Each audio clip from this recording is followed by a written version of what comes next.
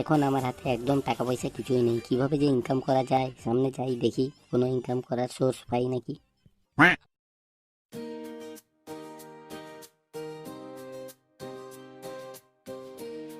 এই তো ইনকাম করার সোর্স আমি পেয়ে গেছি। এখানে রোগী দেখানো ফি 500 টাকা এবং রোগীর রোগ ভালো না হলে ডাক্তারবাবু তাকে 1000 টাকা দেবেন।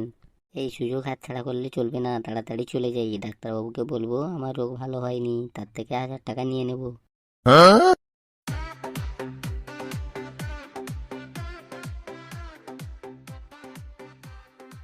আরে কোম্পানিটার এতক্ষণ কোনো রোগী আসছে না কেন বলতো? কি করে জানবো ডাক্তারবাবু এতক্ষণ কোনো রোগী আসছে না কেন? আমার মনে হয় আপনার দেওয়া সাইনবোর্ডটা কেউ এতক্ষণ পর্যন্ত দেখেনি, দেখলে নিশ্চয়ই চলে আসতো। তাহলে তুই এখানে ভেতরে বসে কি করছিস? যদি কোনো কানা ঘোড়া লেগলাকে পাস তাহলে তাড়াতাড়ি ধরে নিয়ে চলে আয়। ভেতরে আসতে পারি ডাক্তারবাবু? হ্যাঁ, কে বলছেন? তাড়াতাড়ি আসুন।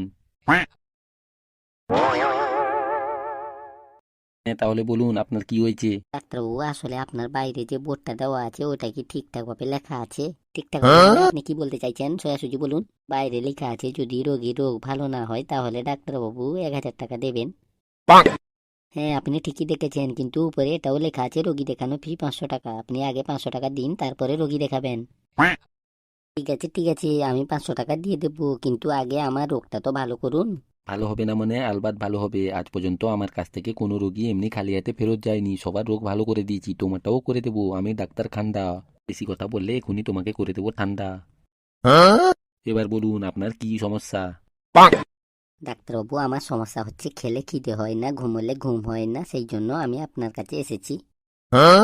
এটা আবার কি ধরনের রোগ? ঠিকঠাক ভাবে বলুন। ঠিকঠাক ভাবে বললে আমার ওষুধ দিতে সুবিধা হবে।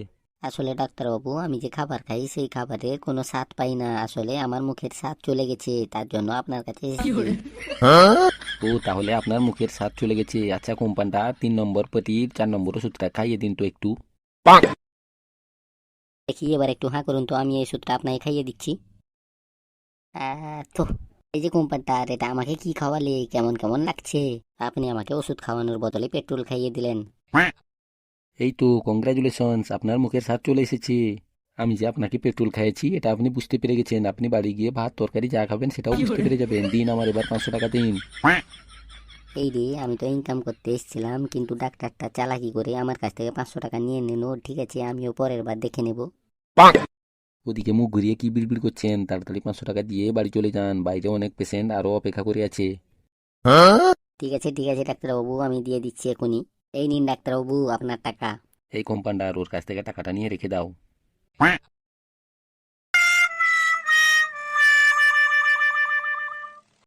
বাইরে কে দাঁড়িয়ে আছেন? তাড়াতাড়ি ভেতরে আসুন।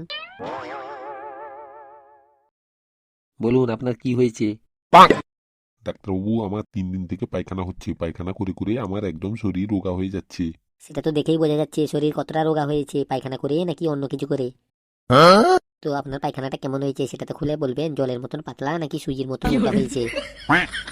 তাহলে তো ডাক্তারবাবু ওষুধ দিতে সুবিধা হবে। আমার পায়খানা জলের মতন পাতলাও নয় এবং সুজির মতন মোটাও নয়, এটা হয়েছে একবারে বেলের শরবতের মতন। আপনার পায়খানা যখন বেলের শরবতের মতন হচ্ছে, তাহলে একটা রিক্সা নিয়ে রাস্তায় বসে যান, ভালো ইনকাম হবে। ওষুধ খেয়ে বেকার বেকার পায়খানা ঠিক করার কি দরকার? আপনি কোম্পান্ডার রকম থাকবেন। আপনার কাছে তো আমি আসিনি ডাক্তারবাবুকে, আমি আমার রোগ দেখাতে এসেছি।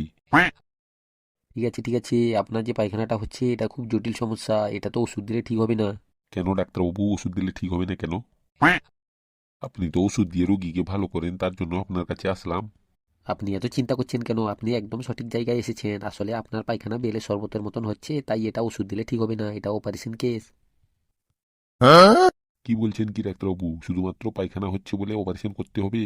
এটা কি কোনোভাবে ওষুধ দিয়ে ঠিক করা যাবে না? এত সোজা? আমি ওষুধ দিয়ে দিই আর পায়খানাটা ভালো হয়ে গেলে আর আসবে না? আমার ইনকামটা কি করে হবে?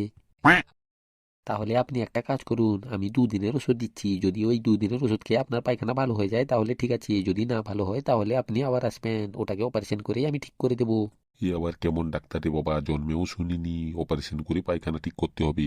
তাহলে ঠিক আছে ডাক্তারবাবু, আমাকে 2 দিনের ওষুধই দিন। এই কোম্পান্ডার ওকে 2 দিনের পায়খানার ওষুধ দিয়ে দাও।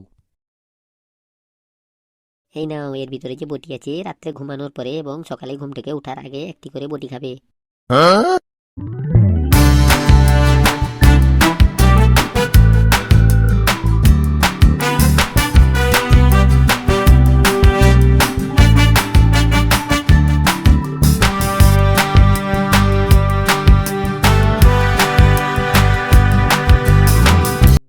আপনি তো গতকাল এসেছিলেন, আবার আজকে এসেছেন কি জন্য? আপনার কি কোনো সমস্যা হয়েছে?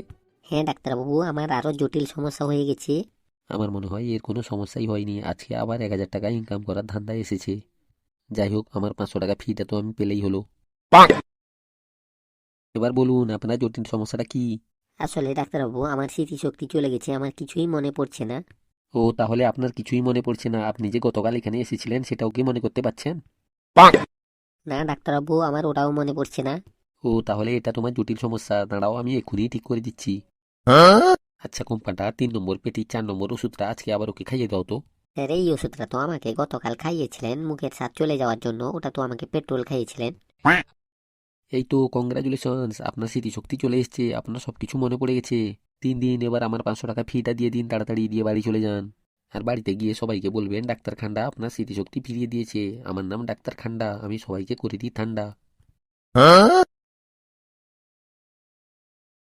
হ্যালো বন্ধুরা, আমাদের ভিডিওটি কেমন লাগলো তা কমেন্ট বক্সে জানাবেন, এবং ভিডিওটি ভালো লাগলে ভিডিওটিতে একটি লাইক করবেন, এবং এইরকম মজার মজার ভিডিও দেখার জন্য চ্যানেলটিকে সাবস্ক্রাইব করবেন। ভালো থাকুন, সুস্থ থাকুন, আমাদের ভিডিও দেখতে থাকুন।